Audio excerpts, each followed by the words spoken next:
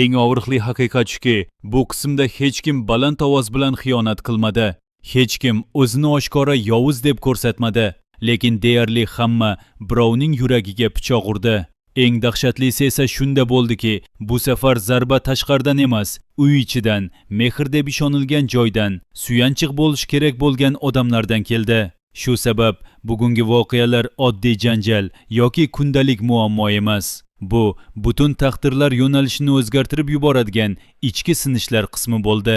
Qism boshidan sezilgan kayfiyatning o'ziyoq juda og'ir edi.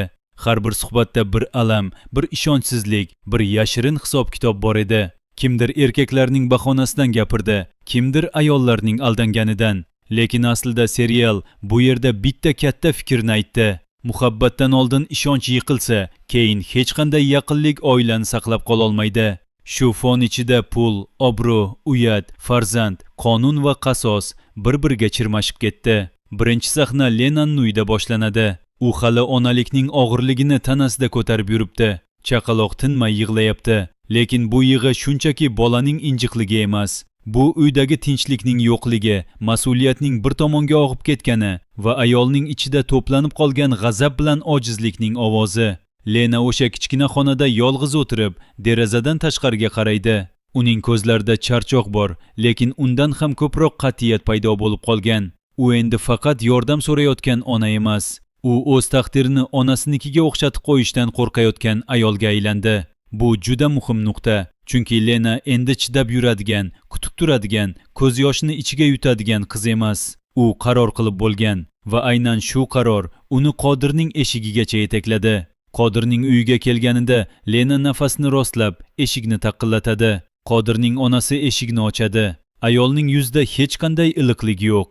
U Lenani ichkariga taklif qiladi, lekin bu taklif mehmondo'stlikdan emas, balki nima bo'layotganini nazorat qilish istagidan kelib chiqqan. Qodir esa divanda qotib o'tirgancha televizorga qarab turganday qiladi, lekin uning nigohi hech narsada emas. U ichkaridagi vaziyatni his qilyapti, lekin qochishga joy yo'q. Lena bolani qo'ldagi adyolga o'rab, stol ustiga qo'yadi. Uning ovozi titraydi, lekin so'zlari aniq. U Qodirning onasiga yuzlanib, "Bu sizning nevarangiz" deydi. Qodirning onasi bir zum jim qoladi. Keyin uning lablari burishadi. U bolaga qaraydi, lekin bu mehrli qarash emas, xavfli qarash. U "Mening nevaram emas, mening o'g'lim bunday bolaga otalik qilmagan" deydi. Lena bu so'zlarni eshitgach, uning ichida nimadir sinadi. U ko'p narsaga tayyor edi, lekin ona bolasini inkor etadigan shafqatsizlikka tayyor emasdi. Qodir esa eng muhim lahzada qotib qoldi.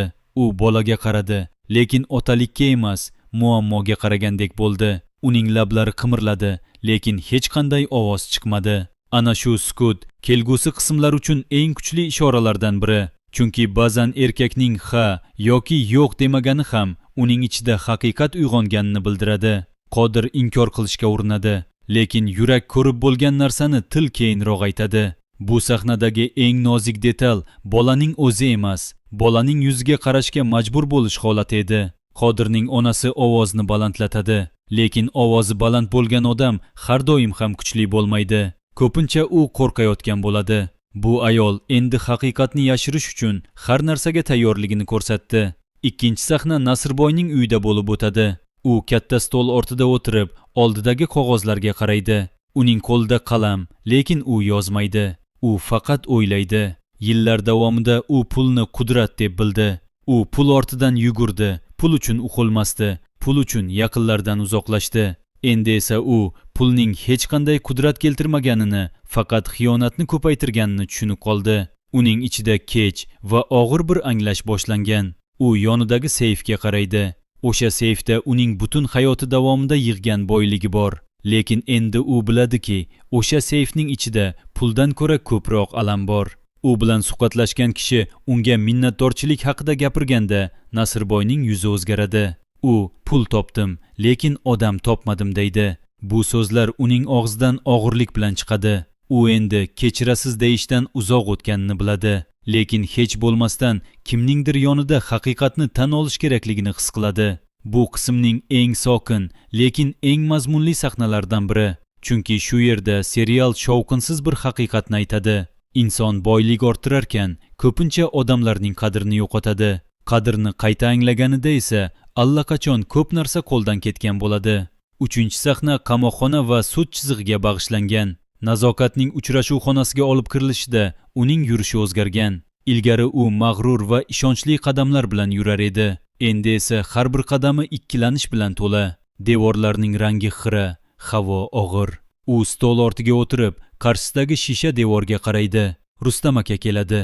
Lekin serial bu yerda ham odatdagi yo'ldan bormaydi. Nazokatni ozod qiladigan narsa faqat advokat emas. Buning uchun tashqarida kutilmagan odamning bergan ko'rsatmasi yoki yashirin mablag'ning fosh bo'lishi kerak bo'ladi. 4-sahna Botir bilan Nazokatning uchrashuvidir. Botir advokat olib kelaman deb kirib keladi. Uning yuzida g'amxo'rlik niqobi bor, lekin Nazokat endi bu niqob orqasini ko'ra oladi. U Botirning ovozidagi sun'iylikni, harakatlardagi hisobni sezadi. Botir unga "Men sizni qutqaraman" deganda, Nazokat sovuq kulib qo'yadi. U "O'zingni qutqar, men qutqarmoqchi emasman" deydi. Bu sahna muzdek va xavfli. Nazokat endi aldangan, qo'lga tushgan zaif ayol emas. U atrofdagilarni tanib bo'lgan, kimning ovozi ortida manfaat, kimning ko'zi ortida sotqinlik turganini sezib bo'lgan ayol. Aynan shu sabab u Botirni rad etadi. Bu juda katta o'zgarish. Chunki ilgari u pulga, aloqaga, himoyaga suyanishi mumkin edi. Endi esa hech kimga ishonmaslikni tanladi. 5-sahna ayollar orasidagi janjallardir. Fabrika va qamoq muhiti ichida bir-biriga turtinish, bir-birini kamsitish, kimningdir nazoratchiga yaqinlashgani haqidagi gaplar. Bu yerda do'stlik juda qisqa umr ko'radi. Bir ayol ikkinchisiga "Sen ham men kabi ekansan" deydi. Bunga javob esa musht yoki pichoqdek so'z bo'ladi. Bu muhitda kimdir tanasi bilan yo'l ochadi, kimdir tili bilan, kimdir esa faqat jimlik bilan. Hozir bir tomonda turgan ikki ayol ertaga bir-birini sotishiga hech kim kafolat bera olmaydi. Ayniqsa boshqaruvga yaqinlashishni istayotgan personajlardan biri tez orada kutilmagan xabar yetkazuvchi yoki provokator bo'lib chiqadi. 6-sahna eng qorong'i va eng sirli chiziqdir. Boychollar orqali yashashni biznesga aylantirgan ayol haqidagi epizodlar. U muhabbatni mutlaqo inkor qiladi. U muhabbatning o'zi yo'q, bor narsa kelishuv deydi. U yosh erkakni dard emas, balo deb biladi. Qarilikni esa boylikka eltuvchi qisqa yo'l sifatida tan oladi. Eng qo'rqinchlisi, u o'limni kutish bilan ham cheklanmaydigan kayfiyatni ko'rsatadi. Uning qo'lida bir xat bor. O'sha xatda hamma narsa yozilgan. Yozib qoldirilgan xat, o'g'irlangan pul, Rossiyaga qochish rejalari. U o'zining ahmoqligi tufayli hozir kulfat ichida qolgan ayolga aylanadi. Lekin tez orada u ovdan qolgan emas, ovchini quvlaydigan odamga aylanadi. Va u qasos olayotganda faqat pulni emas, birovning niqobini ham yirtadi. 7-sahna mehnat va ro'zg'or fonidagi voqealar. Shirinlik buyurtmalarining ko'payishi, uyda ayollarning biror narsa qilib oyoqqa turishga urinishi, yosh yigitga zavoddan ish topib berilishi. Bu sahnalar qarama-qarshi ikki dunyoni ko'rsatadi. Bir tomonda oson pul va xiyonat, boshqa tomonda mashaqqatli mehnat va oriyat. Halol yo'l bilan yurganlar ham sinovdan o'tadi, lekin ularning qo'li kir bo'lmaydi. Nopok yo'lni tanlaganlar esa hozir kuchli ko'rinsa-da, aynan o'sha kuch ularni qulatadi. 8-sahna uy ichidagi yana bir sirli suhbat. Kimdir telefonda past ovozda "Hammasi joyida, pul qayerdaligini hali hech kim bilmaydi" deb aytadi. Bu gap qisqa, lekin uning ortida qancha qo'rquv va yashirinlik turganini hech kim tasavvur qila olmaydi. Kimning qo'li pulga tekkan bo'lsa, demak oldin niyat buzilgan. Serial pulni predmet sifatida emas, xarakterlarni ochib beradigan sinov sifatida ishlatyapti. Yaqin qismlarda o'sha o'g'rilikning asl ichki zanjiri ochiladi. Faqat kim olgani emas, kim bilib turib jim qolgani, kim yashirgani, kim foyda ko'rgani ham chiqadi. 9-sahna Qodir va uning onasi o'rtasidagi janjaldir. Sahna kechki payt, uydagi barcha derazalar yopiq, chiroqlar xira. Ona o'g'liga "Siz bu bolani tanimaysiz" deb aytadi. Qodir esa birinchi marta "Onajon, to'xtang" deydi. Uning ovozi titraydi. Bu so'zlar uning og'zidan zo'rg'a chiqadi, lekin ular chiqqandan keyin ortga yo'l yo'q. Ona o'g'lining bu so'zlarga ishonmaydi. U o'zi bilgan Qodir hech qachon unga qarshi chiqmagan. Ammo bola haqiqati shunchalik kuchliki, endi qandaydir o'zgarish bo'lish kerak. Nihoyat qismning so'nggi sahnasi. Lena chaqaloqni qo'liga olib uydan chiqib ketadi. Uning ortidan hech kim yugurib chiqmaydi. Qodir esa deraza oldida turib, uning ketayotganiga qaraydi. U bir og'iz so'z aytishi mumkin edi, lekin aytmadi.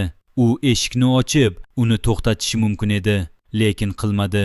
Ko'cha chirog'i ostida Lenaning soyasi cho'zilib boradi. U qayrilmaydi, orqasiga qaramaydi. U endi hamma narsani orqasida qoldirganini biladi. Va aynan shu lahzada serial tomoshabinga eng muhim savolni beradi. Agar sevgi insonni qutqara olmasa, unda nima qutqara oladi?